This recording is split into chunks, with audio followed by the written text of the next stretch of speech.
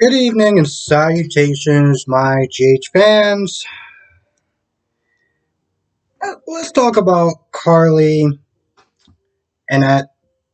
It's good. That piece of trash lawyer. There's a reason why I'm sitting there calling her a piece of trash. Um, I get that. She's a shark. She is used to going after clients. Trying to get as much as they can. Out of their spouses and stuff like that. She's a shark. So on some level, I get that. You know, when Carly tells the lawyer, everything that happened as far as Nina and Sonny and everything like that,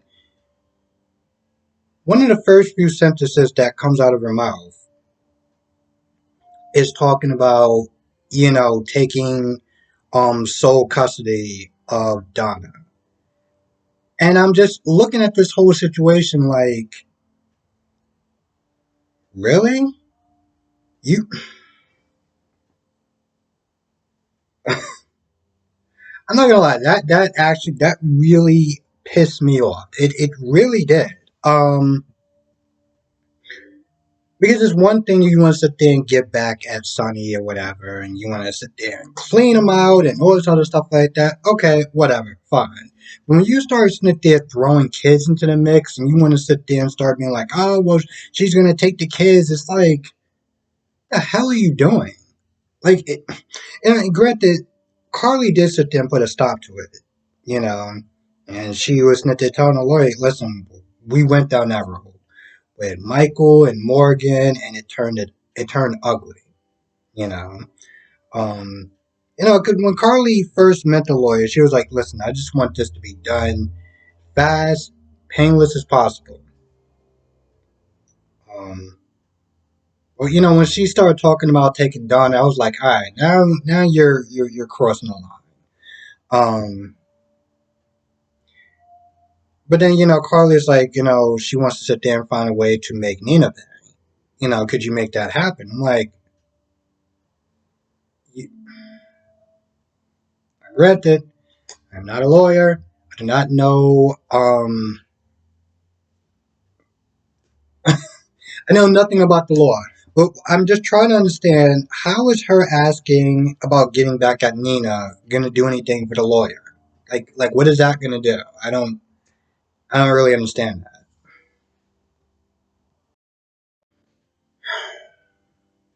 I don't know what to sit there and think of the Chase, Brooklyn, Ned, and Olivia scene. I really don't, because on one hand, I understand that they want to come by and visit, the baby one last time, before she has to sit there and wind up, before they have to wind up giving, the baby back to Mac and Felicia. So on that note, I get it. But something about it, and I just can't put my finger on it, that in some ways it was a little kind of unnecessary. Um, and it wasn't like it was a huge emotional payoff. Maybe it'll be it. Maybe that will happen towards the next episode. I mean, all he really did was take pictures, and Ned decided to apologize to Chase, and then he left. You know, then he left to go drop off the Louise off to Felicia and stuff like that. So, and I don't know. I guess I just felt like it should have been more of a like emotional scene, like more of a crying scene. Um, Especially even, I mean, I guess Olivia kind of cried a little bit, but I don't know. I just expected a little bit something more grander, I guess. Um, Mac is tired of being in that bed. He finds out that Maxie is gone and he wants to leave, but Epiphany is like, no. So he stays. And then also Mac finds out that, you know, um, their grandchild is back because Louise fills him in. So, you know. But then he was there saying that he had to go from like an additional test. I don't know what that was about. So, So Austin knocks on the door because Victor's not there like, yo, listen, I want to sit there and find, I want progress on Peter because I want him gone like yesterday. So he answers the door, and Austin just kind of walks one in, and he starts grabbing up, yoking up on Victor. And I'm not gonna lie, I was getting so much flashbacks from when he was Todd, and he would do stuff like that. Like Todd was the type of person that if he didn't like somebody, if he wanted to sit there and invoke violence, he would just walk right in. He wouldn't really even say too much of anything at first. He would just grab somebody, throw him around, and then he'll start being all threatening and everything like that. So when I saw Austin do it, it was like I'm getting flashbacks to Todd. Anyway, he wants to sit there and know what Maxie did, and he has a syringe, and then he looked like he's about to like poke him with it, but then Obrecht comes in, and Obrecht points the gun at Austin. It's like, no, you need to back off, yada yada yada. And I'm like, what are you doing? He's out there trying to get information. Of course, Obrecht blames Austin because at this point, why not? We gotta sit there and blame someone. So let's uh let's blame Austin. So he leaves, and at this point, Obrecht sits there and tries to play Victor. Um, like help me find Maxie, and Victor's like, oh, what is in it for me? I was like,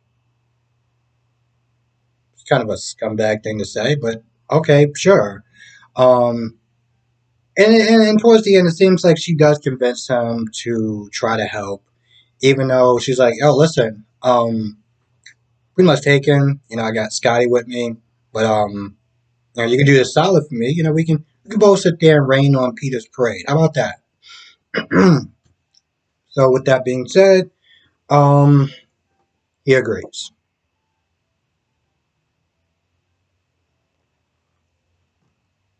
Now Nina comes to the hospital to look for Brett to sit there and see if she can find whereabouts on Maxie. And that they ask, no, do you know where Peter would sit there and keep Maxie at? And I'm like, they were never close. Why are you sitting there asking her on where you may sit there and find Peter at? I don't understand how. Anyway, she's like, yo, listen, I don't know. I have no idea. Then they go back and forth and they talk about Carly and, towards the end, um, because, Britt's like, yo, listen, you need to leave that alone because Carly is no joke. But Nina's like, yo, listen, if she wants war, bring it. I'm like, oh, okay. All right, Nina, you came into town in the beginning wanted to smoke, um, Mava. And she was so petty about it that she decided to go after her daughter's relationship because that made sense to her. Um, yeah, now she wants war on Carly for Sonny, and they're gonna do this whole Sonny and Nina thing, and I know a lot of people don't like it. Some people don't like it. Most people don't like it, but it's gonna happen. So let's just kind of just deal with it at this point.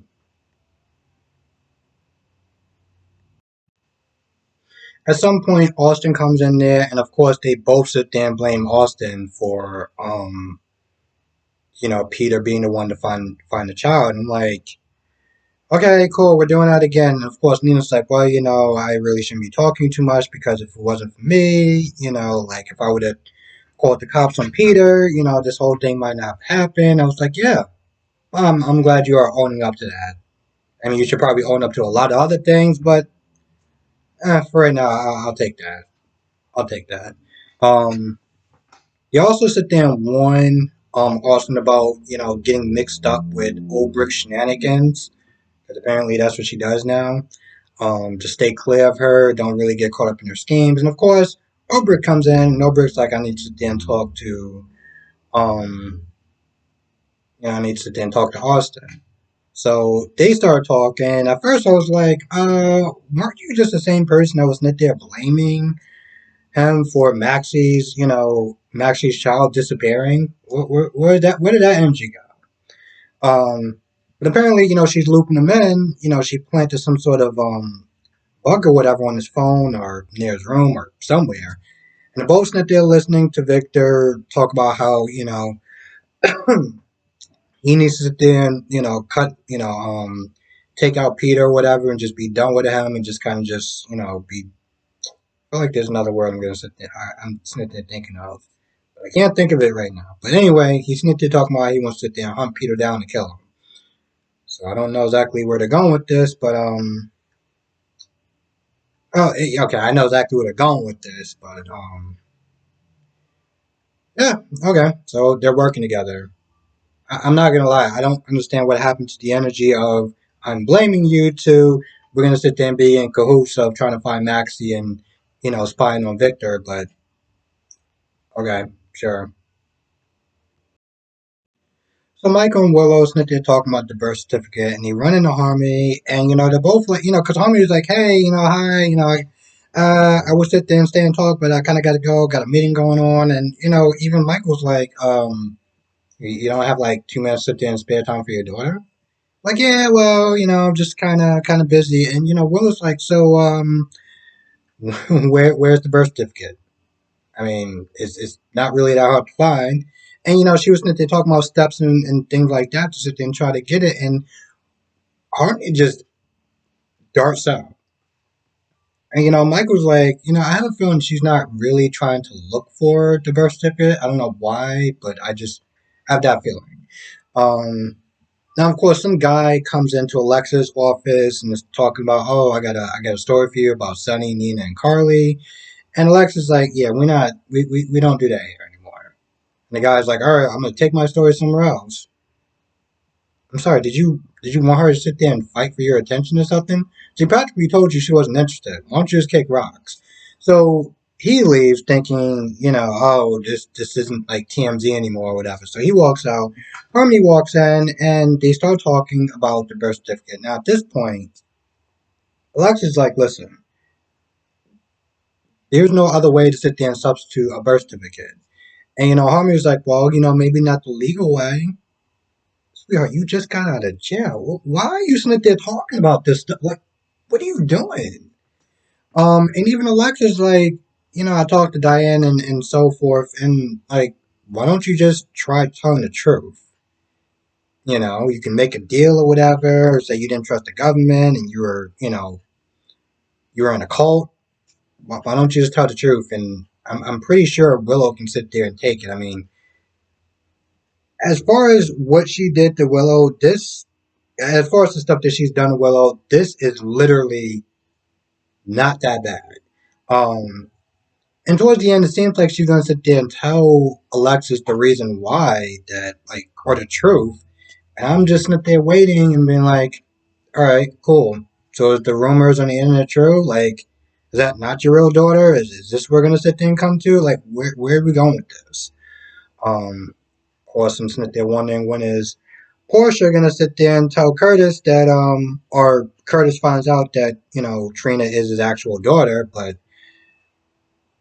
we've been waiting for that for I've lost count of how many months, so I guess the wheels are moving slowly today.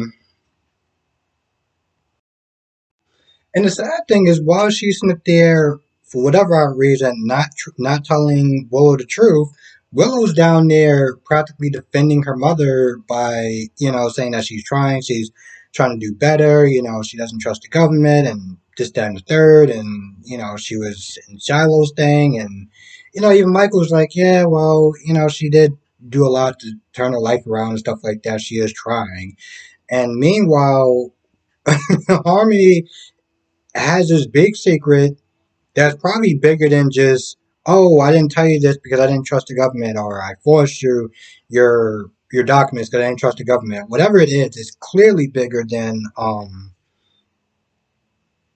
you know what Harmony is making it out to be, or like what actually is. I think I did talk about this, but yeah, eventually Brooklyn and Chase do wind up handing off Louise to Felicia, and yeah, that was pretty much the end of the scene at that point. So I guess I'm just sitting there wondering, like, when is this emotional impact going to really start to happen? Because Yeah, I mean, Brooklyn made it start off with very shady intentions and kind of self-serving intentions or whatever, but she did bond with that child, and while she's Smith, they're trying to put on a brave face, taking pictures and everything like that. Like, it's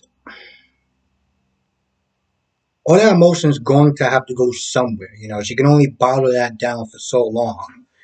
So I guess we'll find out in the next episode. You know, all that. As far as the emotional fallout. Oh, I did forget to sit there and say something. Yeah, Michael, because he has connections and stuff like that. And towards the end of the episode, he tells Willow, like, yo, listen, you don't have a birth certificate. Like, there's no record of you, like, anywhere. It's like you don't exist. Um, so Willow is going to be pissed. I knew I forgot something. And honestly, tell you the truth, I'm not going to lie. The minute I would have hit stop recording, I would have been like, I knew I forgot something. And this is not even something that's like little. This is kind of a big thing. Well, this helps me to look at my notes before I actually, in the video. I feel like that's about it. I've been literally snitching just combing through my notes for like a good minute. Like, yeah, yeah, I think that's about it.